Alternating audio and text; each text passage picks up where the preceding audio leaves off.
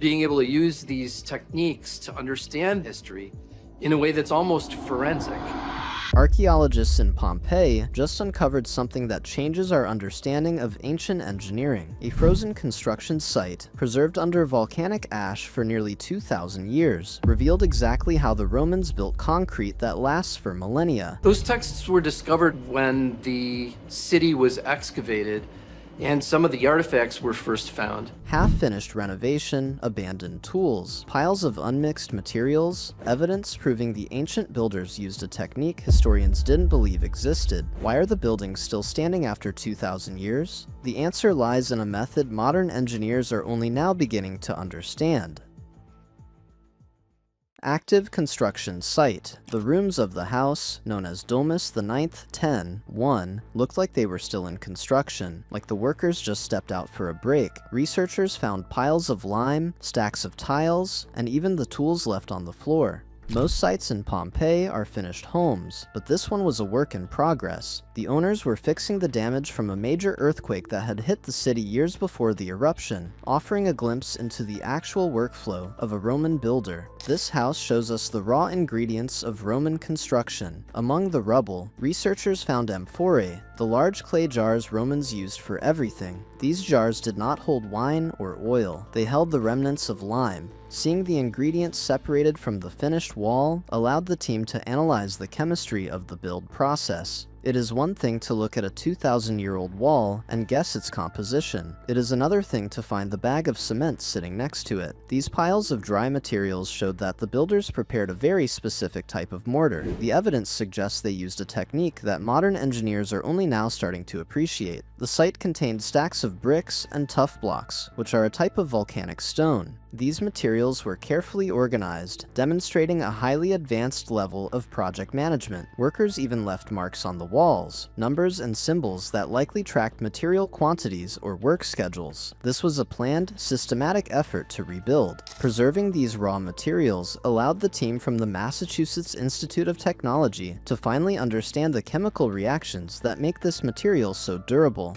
Ancient durability secrets. While the walls of this house stood firm against time, the mystery was why they did not crack and fail like modern structures. For a long time, the common belief was that the Romans followed a very slow and careful process. People thought builders took quicklime, mixed it with water to slake it, and then let it sit before adding it to volcanic ash. This creates a smooth paste, but the evidence in Pompeii tells a different story. The piles of materials in the house showed that the Romans likely used a method called hot mixing. In this process, they added quicklime, volcanic ash, and water simultaneously. When you add water to quicklime, a massive chemical reaction occurs. It releases a huge amount of heat. This reaction is exothermic. The mixture's temperature can spike significantly. If you touched it, you would have severe burns. By mixing it this way, the mortar's chemistry changed. Instead of a perfectly smooth paste, the high heat created a material with unique internal structures. This process is how the Romans ensured their structures stayed still standing after 2,000 years. The heat from the hot mixing prevented the lime from dissolving completely. Instead, it left behind tiny, white, brittle chunks known as lime clasts. For decades, scientists examined these white specks in Roman concrete and believed they resulted from poor mixing. They thought the Romans were sloppy. However, the discovery at the Pompeii construction site proves these clasts were an intentional part of the recipe. They are the key to concrete's self-healing when it breaks. The presence of these clasts across the site suggests this was a standard practice for high-quality construction in the region. Precision tool kit. While the concrete's chemistry was advanced, the physical tools found at the site showed how the Romans managed such large-scale projects. In Room 5, archaeologists uncovered several key artifacts, including a lead weight and an iron axe. The lead weight was medium-sized and conical, with an iron handle for suspension. This design is consistent with counterweights used in balance scales that were known to exist at the time. This discovery suggests that the weight helped in the precise measurement of material ratios. Creating consistent cement and mortar formulations required exact portions of lime and ash.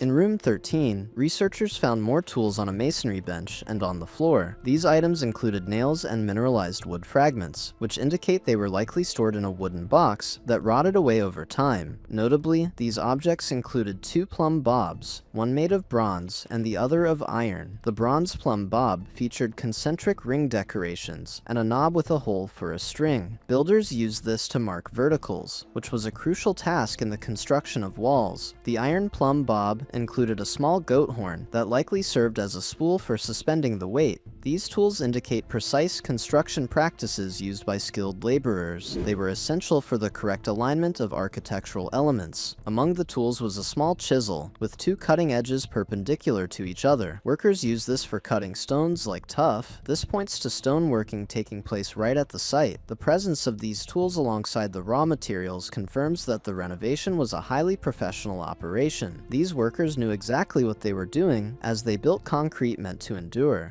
Rare material sources. The search for the secret of Roman concrete then led the researchers to examine the sources of these materials. Tile fragments were concentrated in room 28. In the northeast corner, a stack of fragmented tiles sat atop other stones, suggesting that workers had sorted and prepared them for reuse. These tiles likely served in the restoration of the roofing or flooring. The careful stacking shows that the workers systematically organized their supplies. Another significant find was the presence of Neapolitan yellow tuff in various locations throughout the house, particularly in the atrium and near the tablinum.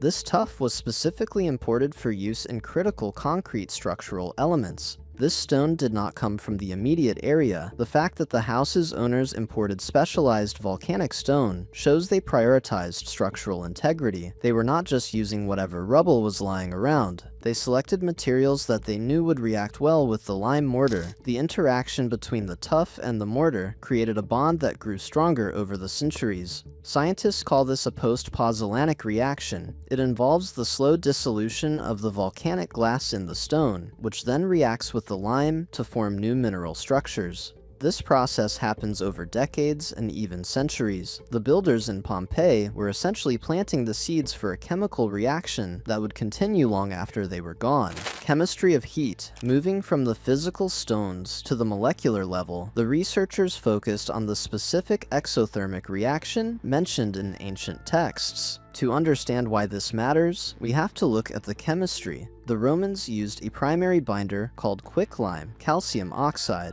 The chemical formula for the hydration of this material is simple. Calcium oxide plus water yields calcium hydroxide.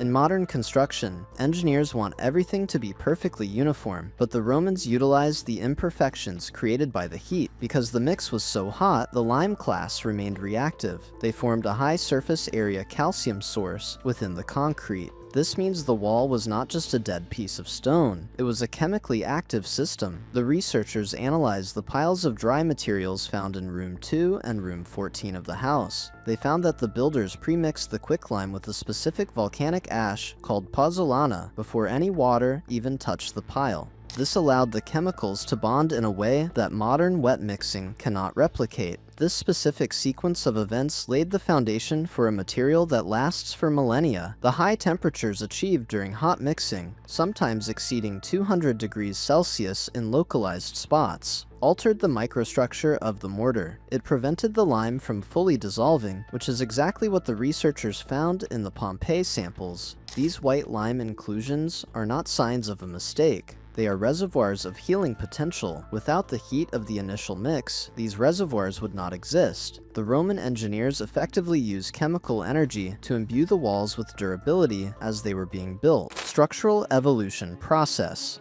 As the mortar began to set, the real work of the concrete started deep inside the wall. Research into the long-term durability of Roman concrete often focused on the impact of ongoing reactions that occur long after the material was cast. In the presence of water and lime, the mixture forms calcium aluminum silicate hydrates, often abbreviated CaSH. These phases are responsible for the material's long-term strength. The discovery in Pompeii showed that these reactions were already underway in the walls under construction. The researchers used microstructural and chemical analyses to examine the reaction rims around the volcanic stones. These rims showed that the stones were not just sitting in the mortar, they were becoming part of it. The calcium from the lime moved into the edges of the volcanic ash, creating a transition zone that is incredibly resistant to cracking. In marine environments, this process is even more dramatic, as seawater helps minerals crystallize into even stronger forms, such as altobermorite. Even in a domestic house in Pompeii, far from the sea, the same principles were at play. The sustained reactivity of the volcanic aggregates allowed the concrete to evolve. It did not just sit there, it changed. This evolution is why the material finally discovered by archaeologists in Pompeii is so different from what we use today. Modern concrete is at its strongest the day it finishes curing. From that point on, it only gets weaker. Roman concrete follows the opposite path. It starts strong and then uses the passage of time to build even more complex mineral networks. Self-healing mechanism. The most incredible part of this discovery is how these walls react to damage. Over hundreds of years, every building develops small cracks. In modern concrete, water gets into those cracks and causes the whole thing to fall apart. But Roman concrete has a built-in repair kit. When water enters a crack in a Roman wall, it eventually hits one of those lime clasts that the builders intentionally left in the mix. The water dissolves the calcium in the clast. This calcium-rich solution then flows into the crack. As it reacts with the surrounding volcanic ash and the air, it recrystallizes. It literally fills the crack back up with new stone. This process is remineralization. The wall heals itself before the crack can get big enough to cause a collapse. This is the ultimate secret of how the Romans created a legacy that lasts for millennia. Analysis of the reaction rims around the aggregates demonstrated remodeling of the aggregate matrix interface. This is a scientific way of saying that the boundary between the stone and the cement was constantly shifting and reforming. Calcium ions, originating from the dissolution of lime clasts, diffused and remineralized. This produced various forms of calcium carbonate, including calcite and aragonite. These minerals acted as a natural glue, sealing the breach. The Pompeii site provided the first clear evidence that this was an intentional engineering strategy, not a lucky accident of geography. Future of construction. The discovery in Pompeii has implications that go far beyond the pages of history books. Modern Portland cement is a marvel of the industrial age, but it has a massive carbon footprint and a relatively short lifespan. We often have to replace concrete bridges and roads every few decades. The Roman method offers a blueprint for a more sustainable future. If we can replicate the hot mixing process, we could create buildings that require no constant repairs. This would save huge amounts of money and significantly reduce the environmental impact of construction. The MIT researchers are now using these findings to develop new types of concrete. They are creating Roman-inspired modern concrete analogs. By adding lime clasts and using hot mixing techniques, they have produced materials that show the same self-healing properties as the ancient walls. This research proves that the sloppy mixing the Romans were once accused of was actually a stroke of genius. We are now learning that we can use the same chemical energy the Romans used to make our own infrastructure more resilient. The archaeologists in Pompeii did more than find old walls. They found a way to make the future of our cities more durable. The technology finally discovered in those ancient rooms might be the key to reducing the billions of tons of CO2 produced by the global cement industry every year. Legacy of Regio IX. The story of the house in Regio IX ends in tragedy, but it left behind a gift. The workers who left their plumb bobs and chisels on the floor could not have known that their unfinished work would one day change how we think about chemistry. They were just trying to fix a home, but their methods were so effective that the walls they built outlasted the Roman Empire itself. Archaeologists in Pompeii have given us a window into the minds of the people who built concrete that defines the ancient world. We now know that the secret was a process. It was the heat, the timing, and the specific way they handled the lime. As we look at the ruins of Pompeii, we should see a laboratory. Every wall and every pile of rubble contains data about how to create a world that lasts. The Romans built for the long term, and they succeeded. The fact that we can still walk through their streets is proof of their success. The discovery of the hot mixing site is the final piece of the puzzle. It connects the writings of ancient architects, such as Vesuvius, to the physical reality of the construction site. It shows that while the theory was important, the practice on the ground was where the real innovation happened. The builders of Pompeii were the silent authors of a legacy that is still being written. So, yes, the mystery of how Rome Romans built concrete that lasts a millennia has been solved through the dust and tools of an unfinished house, it makes you wonder, if we adopted these ancient methods today, what would our cities look like in 1,000 years? Do you think modern construction should prioritize longevity over cost, even if it means using more complex chemical processes? Let us know your thoughts in the comments. Thanks for watching, and see you next time.